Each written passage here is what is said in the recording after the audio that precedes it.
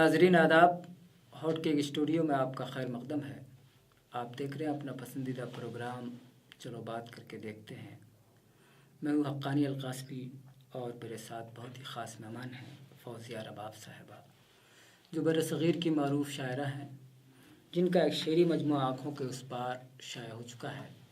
اس میں غزلیں بھی ہیں اور نظمیں بھی، اور ان کی خود اعتمادی کی ایک سب سے بڑی دلیل یہ ہے کہ اس شعری مجموعے پر کسی کی تقریض، کسی کا دیباچہ، کسی کا مقدمہ، کسی کے تعریفی کلمات نہیں ہیں۔ فوزیہ رباب صاحب، آپ کا اسٹوڈیو میں خیر مقدم ہے۔ بہت شکریہ۔ فوزیہ صاحبہ، آپ نے تخلیقی سفر کا آغاز کب سے کیا؟ دیکھیے، میں نے اپنے تخلیقی سفر کا آغاز کب سے کیا اس کا علم شاید مجھے بھی نہیں ہے، چونکہ کب میں نے لکھنا سیکھا، کب میں نے بولنا سیکھا، یہ فیصلہ کرنا میرے لیے مشکل ہے۔ چونکہ ابتدا میں جب میں مطالعہ کیا کرتی تھی، ظاہر ہے کہ گھر کے اندر کبھی اس پر کبھی کوئی پابندی نہیں تھی کہ آپ کو مطالعہ نہیں کرنا ہے یا کتابیں نہیں پڑھنی ہے۔ ہاں، البتہ یہ ہے کہ لوگوں کے سامنے اظہار کرنے سے کچھ ایک جھجک محسوس ہوتی تھی اپنے خیالات کا اظہار کرنے میں۔ تو میں یہ کیا کرتی تھی کہ جو مجھے محسوس ہوا کرتا تھا، جو میرے خیالات ہوا کرتے تھے، انہیں میں ڈائری میں رقم کیا کرتی تھی۔ لیکن مجھے نہیں لگتا کہ وہ کوئی میرا ایک تخلیقی حوالہ ثابت ہو سکتا ہے، چونکہ وہ ایک ذاتی نوعیت کا۔ فوزیہ صاحبہ، آپ کو شاعری وراثت میں ملی ہے یا آپ کا اپنا شوق ہے؟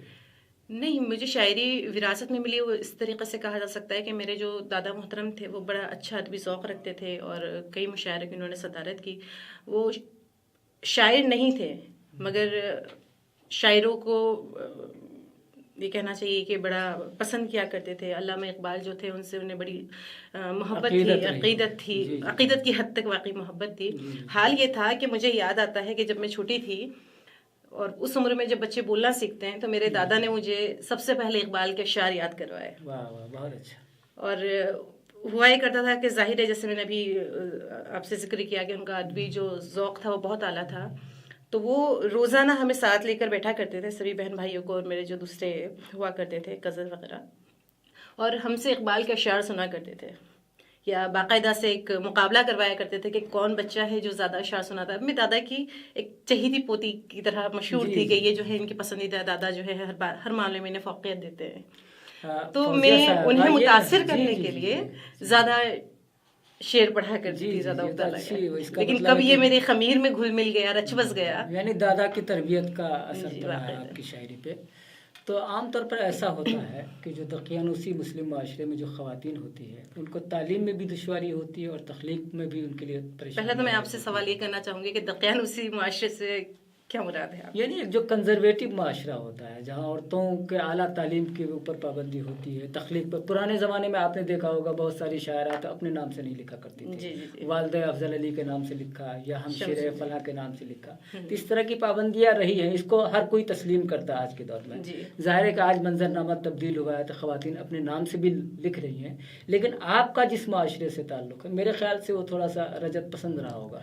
دیکھیے، میرے ظاہر میرے مجموعے میں بھی میں نے یہ درج کیا ہے، میرے والد محترم جو ہے، ہمارا خانوادہ جو ہے وہ بڑا ایک علمی خانوادہ ہے، دینی خانوادہ ہے۔ البتہ میں یہ ضرور کہنا چاہوں گی کہ ہمارے یہاں تعلیم پر کوئی پابندی نہیں تھی۔ میرے ابو نے جو ہے مجھے ایم اے کروایا، بی ایڈ کروایا، ماس کمیونیکیشن جرنلزم کروایا۔ ہاں، یہ ہوتا تھا کہ کچھ اقدار تھے جن کی پابندی لازمی تھی کہ آپ کو ان باتوں کا خیال رکھنا ہے، ان باتوں کو ساتھ لے کر چلنا ہے، آپ کو اپنے دائرے کا خیال خود رکھنا ہے۔ البتہ تعلیم پر کبھی ہمیں وہ نہیں کیا گیا کہ آپ نہیں حاصل کریں گی، آپ کو آگے نہیں بڑھنا ہے، یا آپ کو کسی ایکٹیویٹی میں حصہ نہیں لینا ہے۔ یہ معاملہ میرے ساتھ کبھی، بلکہ میرے ساتھ کیا میرے خاندان میں بھی کبھی نہیں ہوا۔ اگر تعلیم کے تعلق سے کوئی دشواری نہ ہو، لیکن شاعری پر پابندی تو رہی ہے۔ دیکھیے، شاعری میں نے اپنی شادی سے قبل جو ہے کبھی کسی مشاعرے میں شرکت نہیں کی، اور بلکہ باقاعدہ جو میری شاعری کا آغاز ہوا، جیسے میں نے ابھی عرض کیا کہ پہلے صرف وہ ڈائری تک میرا جو سفر تھا وہ محدود تھا۔ البتہ جو ایک تخلیقی میدان میں جب میں سامنے آئی ہوں بطور شاعرہ، تو وہ شادی کے بعد، جب میں گوا میں مقیم ہوں پچھلے 8 سالوں سے، تو جب میرے شوہر کو علم ہوا کہ میں شاعری کر رہی ہوں، تو انہوں نے مجھے بڑا سراہا، انہوں نے اس چیز کو پسند کیا کہ آپ جو ہیں، آپ میں ایک صلاحیت ہے، تخلیقی صلاحیت، تو آپ کو اسے دبانے کی یا روکنے کی ضرورت نہیں ہے۔ آپ اس دور میں جی رہی ہیں کہ جہاں غیر شاعر جو ہیں وہ ایک رتبے پر فائز ہیں اور انہیں ایک مقام مل رہا ہے، تو آپ تو ایک۔ فوزیہ صاحب، میں نے یہ سوال اس لیے کیا کہ خاتون کا کہنا ہے کہ جو خواتین مطلب قلمکار ہیں یا ادیبائیں ہیں ان کی ہر سانس جو ہے نا سینسر ہوتی ہے اور ایڈٹ ہوتی ہے؟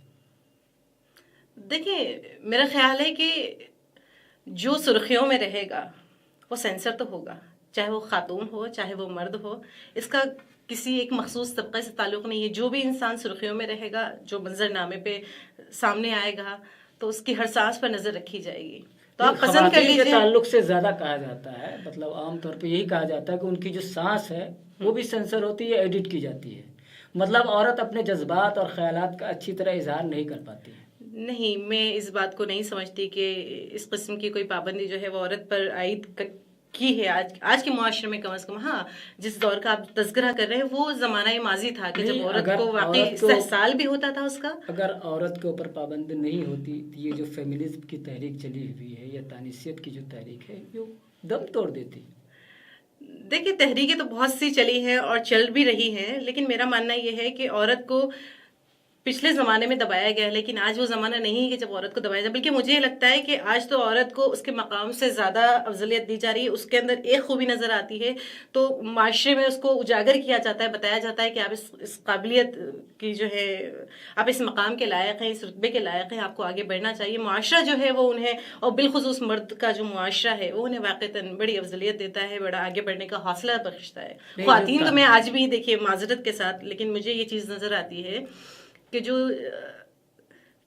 جی آپ فرمائیں. جو خواتین ہیں وہ واقعتاً وہ کہیں نہ کہیں ایک عورت ہی عورت کی دشمن ہوتی ہے. یہ کہنا سراسر بجا تو نہیں ہوگا، البتہ کافی حد تک یہ ایک جو نظریہ ہے وہ معاشرے میں عام طور پہ کہا جاتا ہے عورتوں کا سماجی سطح جلدی وہ تسلیم نہیں کرتی خواتین کی صلاحیتوں کو. عورتوں کو سماجی سطح پہ یا معاشی اقتصادی سطح پہ عورتوں کا استحصال ہو رہا ہے. عورتیں یہی رونا رو رہی ہیں مستقل. تو آپ کیسے کہہ رہے ہیں کہ عورتوں کو مکمل آزادی ملی ہوئی یا خود مختاری ملی ہوئی؟ ایسا تو دیکھیے کچھ وومن امپاورمنٹ کا مسئلہ ہی کھڑا نہیں ہوتا. جی بالکل، آپ کی نہیں سامنے. دیکھیے آپ اپنا سوال آپ نے رکھا ہے، لیکن میں یہ سمجھتی ہوں جہاں تک میرا ماننا ہے کہ کچھ حد تک ان کا استحصال ہوا ہے، لیکن اب وہ دور گزر چکا ہے. اب وہ زمانہ نہیں رہا کہ جب عورت کو ہر سطح پر دبایا جا رہا ہے، ہر سطح پر انہیں کچلا جا رہا ہے، انہیں روکنے کی کوشش کی جا رہی ہے. میں نے بھی عرض کیا کہ وہ دور لگ چکے، وہ زمانے لگ چکے ہیں. اس کا مطلب ہے کہ آپ کا جو رخ ہے وہ تانیثی نہیں ہے. چونکہ تانیثیت کی جتنی بھی علمبردار ہیں وہ یہی کہتے ہیں کہ آج بھی عورت کا استحصال ہو رہا ہے. اس کا نہیں، مجھے تو یہ لگتا ہے آج کے دور میں مردوں کا استحصال ہو رہا ہے. یہ آپ کی بات مطلب جتنا میں آبزرو کرتی ہوں معاشرے کو حقانی صاحب، میں نے یہ دیکھا ہے کہ اس معاشرے میں جس میں ہم سانس لے رہے ہیں مرد مظلوم ہے اور عورت جو ہے وہ، یا پھر یہ کہنا چاہیے کہ میرا جس طبقے سے تعلق ہے یا پھر میرا شاید تجزیہ کمزور ہے. البتہ میں نے یہی دیکھا ہے کہ اس معاشرے کے اندر عورت چاہے رونا رو رہی ہے اپنی کمزوری کا، لیکن وہ کمزور نہیں ہے. یعنی فوزیہ صاحبہ استحصال نہیں ہو رہا. آج کی عورت کی ڈیفینیشن اب بدلنی چاہیے. بالکل بدلنی چاہیے. پہلی بات تو یہ تخلیق کار ہو، اس کو آپ حصوں میں تقسیم نہیں کر سکتے. کمپارٹمنٹ بالکل ہونا نہیں چاہیے کسی بھی تخلیق کار، بلکہ کسی بھی سطح پر نہیں ہونا چاہیے. اگر آپ تخلیق کار ہیں تو آپ کی جو اصل شناخت ہے وہ آپ کی تخلیق ہے، اور اگر اس میں دم ہے تو وہ آپ کو منوائے گی. جی یہ تو اچھی بات ہے. بارے دیگر آپ جو ہے وہ صرف یہ کہیں کہ میں خاتون ہوں اس لیے مجھے پیچھے دھکیلا جا رہا ہے، تو یہاں نہیں. عام طور پہ دیکھیے خواتین کے تعلق سے ایک عام تاثر یہ ہے کہ خواتین کے اشعار پر نہیں ان کے اداؤں پہ داد دی جاتی ہے. تو کیا آپ اس خیال سے اتفاق کرتی ہیں؟ یہ بڑے آپ نازک مجھ سے سوالات کر رہے ہیں، لیکن کچھ لوگ ہوتے ہیں جو واقعتاً جب ان کے اندر تخلیقی صلاحیت نہیں ہوتی ہے چور راستہ کا انتخاب کرتے ہیں. تو ہوتا یہ ہے کہ ایک آدھ اگر کچھ ایسے لوگ آ جاتے ہیں معاشرے میں تو وہی سرخیوں میں نظر آ جاتے ہیں، لیکن ایسا نہیں ہے. جینوئن تخلیقار موجود ہیں جو واقعتاً اپنی ادب سے جو ہے اپنے آپ کو منوا رہے ہیں، اور اس کی مثال جو ہے وہ ہمارے ادب میں. جی بالکل. فوزیہ صاحبہ آپ نے بہت ساری شاعرات کو پڑھا ہوگا. جی میرے خیال سے آپ نے پروین شاکر کو بھی پڑھا ہے. جی فہمیدہ ریاض کو بھی پڑھا ہوگا. کشور ناہید کو پڑھا ہوگا. جی. تو آپ ان تینوں میں کس شاعرہ سے زیادہ متاثر ہیں؟ دیکھیں مجھے الگ الگ سطح پر کسی کے چند اشعار، کسی کی کچھ غزلیں، کسی کا کچھ کلام پسند آیا ہے. میں کسی ایک کو فالو نہیں کرتی. میری اپنی کوئی ایک ڈگر نہیں ہے کہ میں ان سے زیادہ متاثر ہوں. یہ کہنا کہ میں نے انہیں فالو کیا ہے یا انہیں زیادہ پڑھا ہے یا ان سے زیادہ میں نے کچھ اخذ کیا ہے، یہ کہنا بجا نہیں ہوگا. لیکن آپ کی شاعری کے بارے میں عام ناقدین اور صرف یہ کیوں سوال کیا جاتا ہے کہ ہم اگر متاثر ہیں تو شاعرات سے متاثر ہے، کیوں صرف شاعرات سے متاثر ہوں؟ میں نے ابھی یہ بات کہی کہ ہم ایک لابی کیوں مقرر کر رہے ہیں. یہ آپ کی اچھی بات. میں نے پڑھا ہے، میں نے اقبال کو پڑھا ہے، میر کو پڑھا ہے، فیض کو پڑھا ہے، محسن کو پڑھا ہے، جتنے اچھے تخلیق کار ہیں انہیں پڑھا ہے میں نے. تو میں صرف شاعرات سے کیوں اخذ کروں؟ تو پھر آپ کی شاعری میں لوگ پروین شاکر کا عکس کیوں دیکھ رہے ہیں؟ دیکھیے مجھے ایسا لگتا ہے کہ ہمارے یہاں پر ایک کچھ حدیں متعین کر دی گئی، مقرر کر دی گئی ہیں کہ مرد ہیں تو انہیں ان سے مثالیں دینی ہیں، خواتین ہیں تو انہیں پروین، اگر بہت اچھی شاعری کر رہی ہیں تو انہیں پروین شاکر سے تشبیہ دے دیں. لیکن ایک تخلیق کار کے ساتھ سراسر ناانصافی ہے کہ آپ اسے کسی دوسرے تخلیق کار سے تشبیہ دے دیں. یعنی تو اگر پروین شاکر کو کسی نے بتایا ہوتا کہ آپ جو ہے فلاں شاعرہ سے زیادہ مماثلت ہوتی ہے تو پروین شاکر کہاں سے ہوتے ہیں؟ بالکل آپ نے ویسی ہی بات کہی جیسے قرۃ العین حیدر کے بارے میں کسی نے لکھا کہ ورجینیا وولف سے بہت متاثر ہیں، تو انہوں نے جواب دیا کہ میں نے ان کو پڑھا ہی نہیں ہے، تو کیسے متاثر ہونے کا سوال ہی پیدا نہیں ہوتا. تو یہ بتلائیے تخلیق کار کا حق یہ ہے کہ اسے اس کا حق دیجیے، آپ اسے کسی اور تخلیق کار کی جگہ پہ مت رکھیے، اسے آپ بتائیں کہ آپ کا یہ مقام ہے، آپ کا یہ حق ہے. یہ جو آپ کے بارے میں کہا گیا پروین شاکر کے بارے میں، دیکھیے پروین شاکر کے بارے میں جہاں تک ہے کہ وہ رومانس کی شاعرہ ہے، ہجر اور وصال کی باتیں کرتی ہیں، جدائی افسردگی کی باتیں کرتی ہیں. لیکن ایک دوسرا نگیٹو پہلو اس کا یہ ہے کہ انہیں لوگ جو ہے نا ٹین ایجر کی شاعرہ کہتے ہیں. اس کا مطلب یہ تو نہیں کہ کہیں آپ کو بھی لوگ ٹین ایجر کی شاعرہ سمجھتے ہوں. دیکھیں یہ اس میں مثبت پہلو بھی ہے، منفی پہلو بھی ہے، تو میں تو مثبت پہلو کو اختیار کروں گی. شاعرہ کے طور پر نہیں، ٹین ایجرز کی شاعرہ، ٹین ایجر. دیکھیں میری شاعری کا مجموعہ بھی سامنے ہے. میں نے ہاں ٹھیک ہے کہ میں نے رومانس کو یا یہ کہنا چاہیے کہ محبت کو جو ہے اپنا موضوع خاص بنایا، شاید یوں کہ محبت جو ہے میرے خمیر میں رچی بسی، میں خالص محبت کرنے والی شاعرہ ہوں، اور میری ذاتی زندگی جو ہے، ازواجی زندگی جو ہے، اس کا مظہر ہے. تو ہاں میں پوری طرح سے، وہ کہتے ہیں نا کہ جب چھیننے پہ آئے تو آسمان چھین لے، اور جب لٹانے پہ آئے تو اپنی ذات کو خاک کر کے قدموں میں ہو کے قدموں میں بچھا دے. تو وہ اس مزاج کی میں شاعرہ ہوں، انسان ہوں یہ کہنا چاہیے. تو ظاہر سی بات ہے کہ وہ عناصر جو ہے وہ میری شاعری میں آپ کو باغیانہ رخ بھی نظر آئے گا. کہیں کوئی ایسے اشعار بھی آپ کو نظر آئیں گے جہاں میں بالکل لاپرواہی کا مظاہرہ کر رہی ہوں، میں کہہ رہی ہوں کہ مجھے کوئی پرواہ ہی نہیں ہے، زندگی کے سارے رنگ ہیں. تو سارے رنگ، اور جو ابھی مسائل ہیں دور حاضر کے، انہیں بھی میں نے اپنی شاعری میں کہیں نہ کہیں سمیٹا ہے. آپ نے کسی مجبور یا جو مظلوم عورتوں کے لیے اپنی شاعری میں کوئی پیغام بھی دیا ہے؟ میں نے پہلے ہی عرض کیا، عورت جو ہے مظلوم مجبور نہیں ہے، ایک انسان مجبور اور مظلوم ہو سکتا ہے. کہ عورت مظلوم نہیں، پوری دنیا کہہ رہی ہے کہ عورت مجبور ہے، مظلوم ہے، اس کے اوپر صدیوں سے اس کے اوپر ایک استحصال کی چکی میں مجھے تو یہ محسوس ہوتا ہے کہ واقعتاً یہ مرد کا معاشرہ عورت کو اس حد تک مجبور ثابت کر دیتا ہے کہ وہ ذہنی سطح پر خود یہ سمجھنے پر مجبور ہو جاتی ہے کہ واقعی میرے ساتھ ظلم ہو رہا ہے، میں مجبور ہوں، مجھے آگے بڑھنے کا موقع نہیں دیا جاتا. آپ اس کی ایک ذہنی سطح پر لا کر اسے کھڑا کر دیتے ہیں کہ وہ اپنے تئیں یہ سوچنے پر مجبور ہو جاتے ہیں کہ میرے ساتھ بڑا ظلم، بڑی ناانصافی ہو رہی ہے. نہیں، خاتون معاشرہ تو یہ کہتا ہے کہ عورتیں اخلاقی نظام کی دہلیز پہ دم توڑ رہی ہیں اور خاموشی کے ساتھ استحصال کی چکی میں پس رہی ہے. صدیوں سے اس کے ساتھ ہو رہا ہے. فریب کے اس حصار سے ناانصافی صاحب ہر معاشرے میں ہوتی آئی ہے، لیکن ناانصافی یہ کہنا کہ عورتوں کے ساتھ ہوئی یہ سراسر غلط ہے. ناانصافی ہر اس انسان کے ساتھ ہوئی ہے جو کمزور ہے کسی نہ کسی سطح پر، چاہے وہ مزدوروں کا طبقہ ہو، چاہے وہ غریبوں کا طبقہ ہو، چاہے وہ کم علم لوگ ہوں. لیکن ظلم یا ناانصافی اس کے ساتھ ہوتی ہے جو کمزور ہو کسی سطح پر. تو اگر عورت کے ساتھ ناانصافی ہو رہی ہے تو اس کے لیے بھی وہ خود ذمہ دار ہے. وہ تعلیم حاصل کریں، وہ اپنے آپ کو منوائے، وہ اپنی بات رکھے، لیکن وہ بخدا اپنی مظلومیت کا رونا نہ روئے. نہیں، ایک عورتیں چہار دیواری میں قید ہوتی ہے. آج کی عورت تو نہیں ہے. نہیں، پھر بھی عورتیں، زیادہ تر عورتیں چہار دیواری میں قید ہوتی ہے.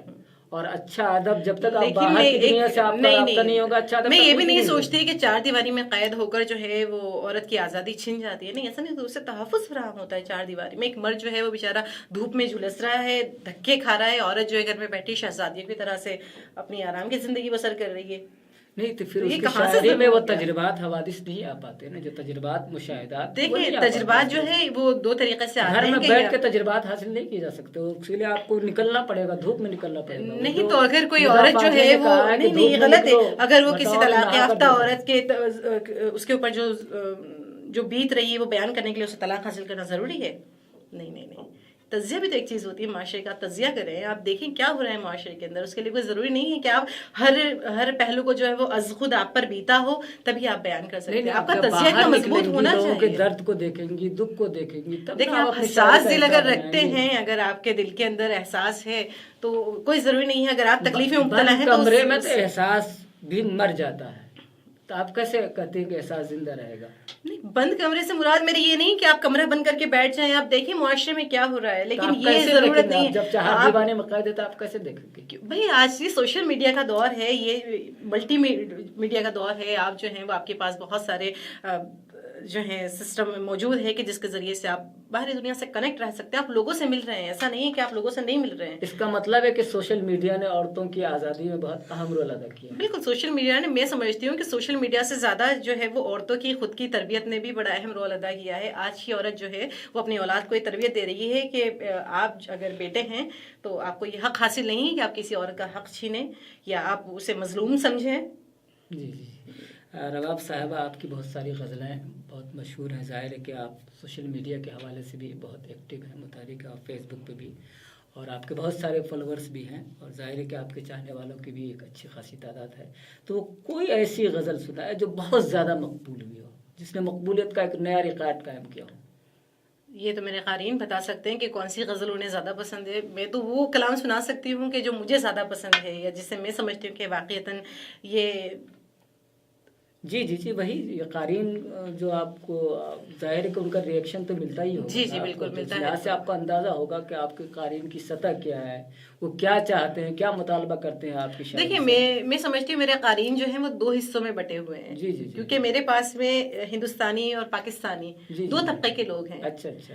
تو مجھے یہ خیال آتا ہے بس اوقات کہ میرے جو پاکستانی فالوورز ہیں جی جی جی ان کا ایک ذوق جو ہے وہ قطعی مختلف ہے, اور جو میرے ہندوستانی فالوورز ہیں ادب بھی دو حصوں میں منقسم ہو گیا. یہ کہیں نہ کہیں مجھے ایسا اندازہ ہوتا ہے کبھی. ابھی تو آپ کہہ رہی تھی کہ ادب کو ٹکڑوں میں منقسم نہیں ہونا چاہیے, اور نہیں دیکھیے لیکن علاقائی سطح پر اس کا اثر پڑتا ہے. ظاہر سی بات ہے کہ ادب جو ہے وہ ہر علاقے میں ایک جداگانہ حیثیت رکھتا ہے, ایک علاقائی زبان کی وجہ سے بھی وہ کچھ مقبولیت حاصل کرتا ہے.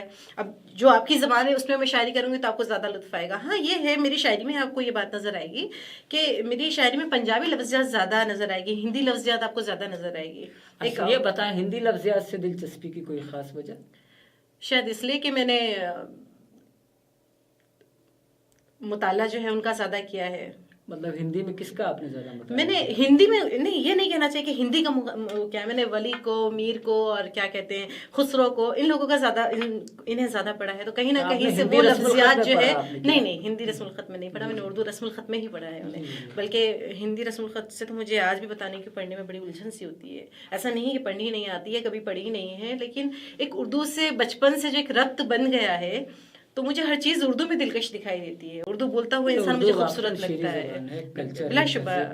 جی, اور ظاہر ہے کہ آپ اس کی نمائندہ ہیں, تو اس کی وجہ سے اردو تہذیب کی خوشبو. بھائی اردو ہماری نمائندہ ہے. اردو یہ کہنا, یہ سمجھنا کہ ہم اردو کی خدمت کر رہے ہیں یہ قطعی غلط ہے. حقانی صاحب اردو ہماری خدمت کر رہی ہے. اردو نے ہمیں یہ مقام دیا ہے کہ ہم آج آپ کے سامنے میں بیٹھی ہوں, گفتگو کر رہی ہوں, ورنہ مجھے کسی اور زبان میں بھی ہوتی تو یہی مقام ملتا. تو پھر ظاہر سی بات ہے نہیں, تو پھر اس زبان کو وہ اہمیت دی جانی چاہیے. ہاں, زبانیں جتنی بھی ہیں سب یکساں احترام کی مطلب لائق ہے. یہ نہیں کہہ سکتے یہ سوچنا کہ کی وجہ سے آپ کو احترام ملا. انگریزی میں ہوتی اس طرح کی شاعری کرتی تب بھی آپ کو وہی مقام ملتا, ہندی میں کرتی وہی مقام ملتا, پنجابی میں کرتی وہی مقام ملتا.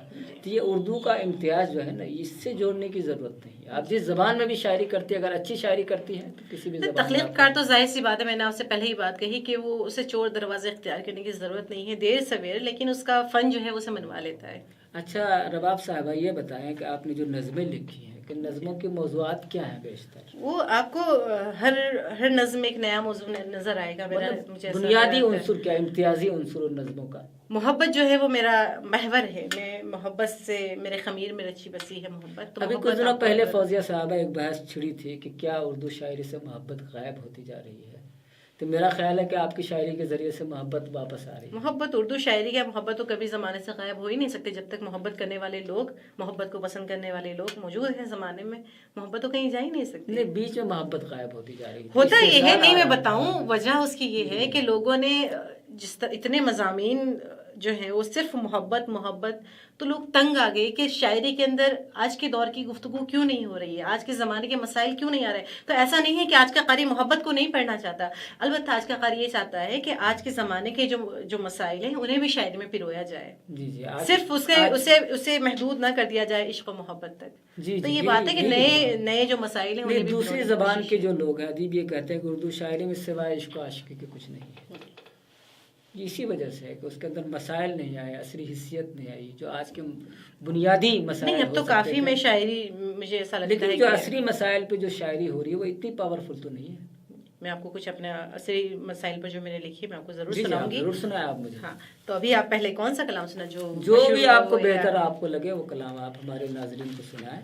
جی دیکھیں، آپ نے ابھی سوال کیا کہ محبت جو ہے وہ زیادہ ہو رہی ہے، تو اس پر میں نے ایک نظم لکھی تھی جی جی جی اور جس کا عنوان تھا قلم اٹھاؤ. تو میں آپ کو وہی نظم سناتی ہوں.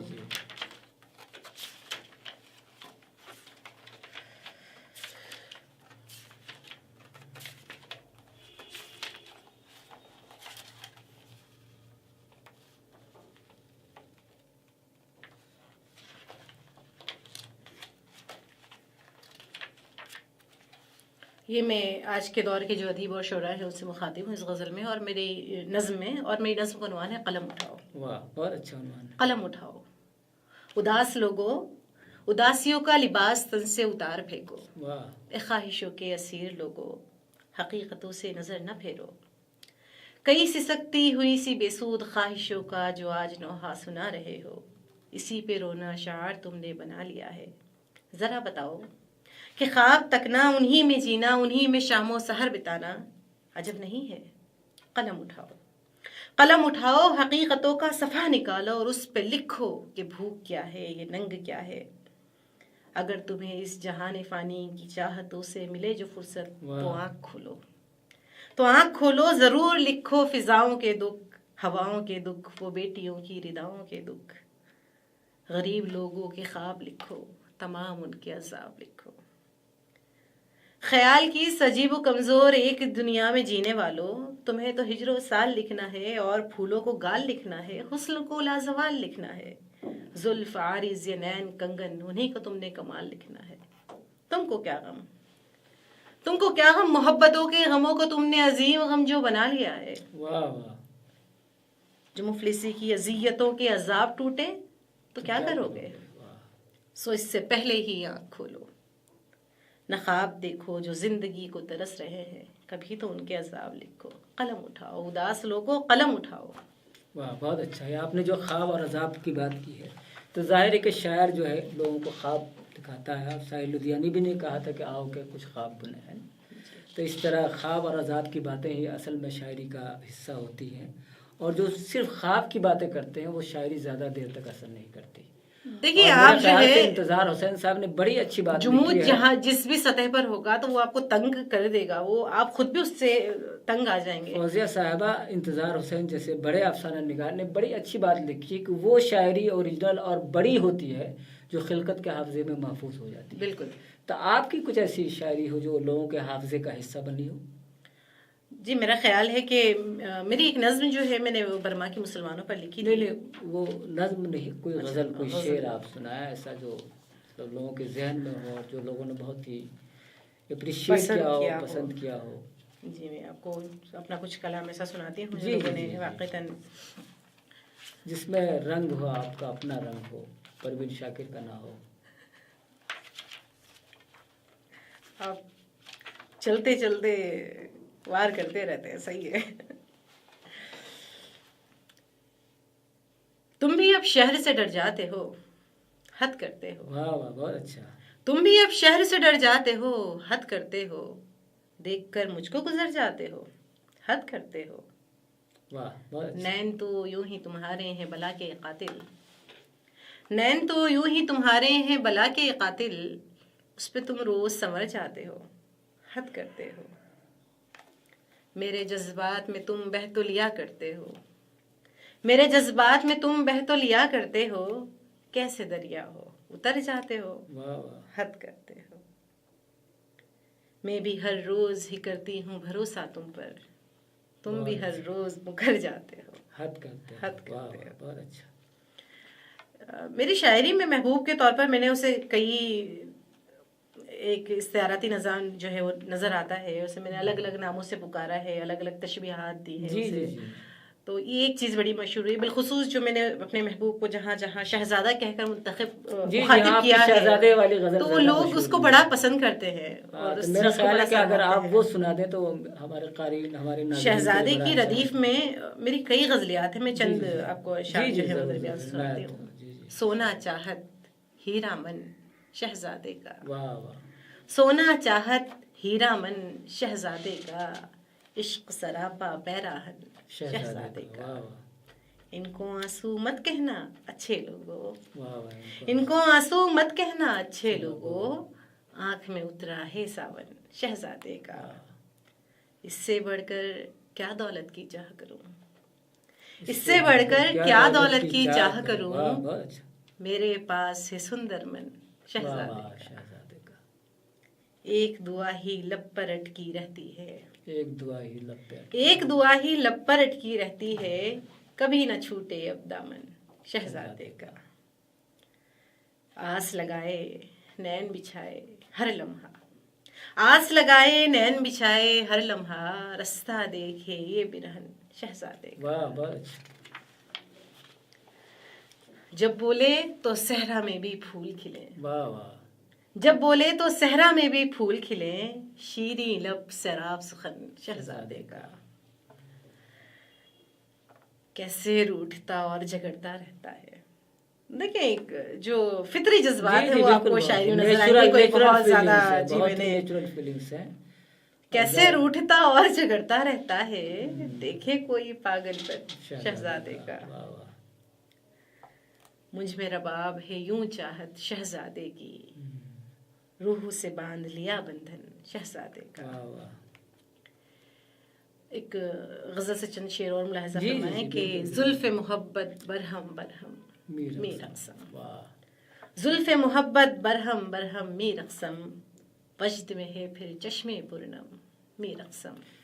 رباب صاحب میں معذرت چاہتا ہوں روکنے کے لیے کہ یہ عورتیں کب زلفوں کے حصار سے کب باہر نکلیں گی؟ جب زلفوں سے نکلیں گی. دیکھیں زلفوں کے حساب سے دیکھیں انسان جو ہے وہ انہی باتوں پر اتراتا ہے کہ جس پہ اس کا حق بنتا ہے. تو عورتوں کو لگتا ہے کہ یہ حسن جو ہے یا زلفیں ہیں یا نزاکت ہے، یہ اس کا ایک ظاہر سی بات ایک فطری طور پر اس کا ایک حق ہے، اس کا حق ہے جس سے وہ جی تو ان کا اپنی طاقت کا وہ جس سے محبوب کو زیر کیا جا سکتا ہے. اچھا اچھا اچھا.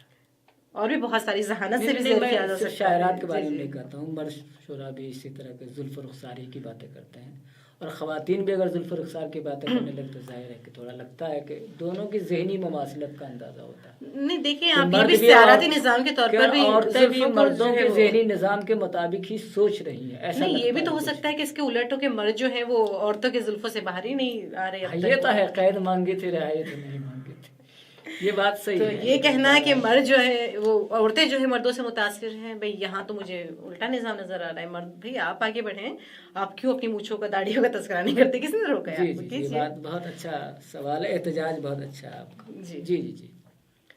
زلف محبت برہم برہم، زلف محبت برہم برہم می رقصم، وجد میں ہے پھر چشمے پرنم می رقصم. عشق کی دھن میں آنکھیں نغمہ گاتی ہیں، عشق کی دھن میں آنکھیں نغمہ گاتی ہیں، گھول میرے جذبوں میں سرگم می رقصم. سایاں زخم تیری ہی جانب تکتے ہیں، سایاں زخم تیری ہی جانب تکتے ہیں، آج لگا نینوں سے مرہم می رقصم. میری مستی میں سرشاری تیری ہے، میری مستی میں سرشاری تیری ہے، میرے اندر تیرے موسم می رقصم. وحدت کا ایک جام پلا دے آنکھوں سے، ایک نظارہ دیکھوں پہ ہم می رقصم. آ سانول آ ایسے آن سما مجھ میں، آ سانول آ ایسے آن سما مجھ میں، رقصاں ہوں دو روحیں باہم می رقصم. اور یہ مقطع جو مجھے واقعتاً اس پوری غزل میں سب سے زیادہ عزیز ہے کہ پھیل گئی ہر گام رباب محبت یوں، واہ واہ، پھیل گئی ہر گام رباب محبت یوں، می رقصم می رقصم رقصم می رقصم۔ آنکھوں کے اس پار کی شاعرہ فوزیہ رباب دراصل محبت اور خواب کی شاعرہ ہیں، اور ان کی شاعری کے اندر وہ سارے رنگ ہیں جو زندگی کے ہیں، اور میرا خیال ہے کہ فوزیہ رباب ان شاعرات میں ہے جن کو بہت ہی مختصر مدت میں اور کم عمری میں اتنی شہرت ملی ہے جو بہت کم لوگوں کو نصیب ہوتی ہے۔ میں ان کے روشن مستقبل کے لیے دعا گو ہوں۔ فوزیہ رباب صاحب، آپ کا بہت بہت شکریہ۔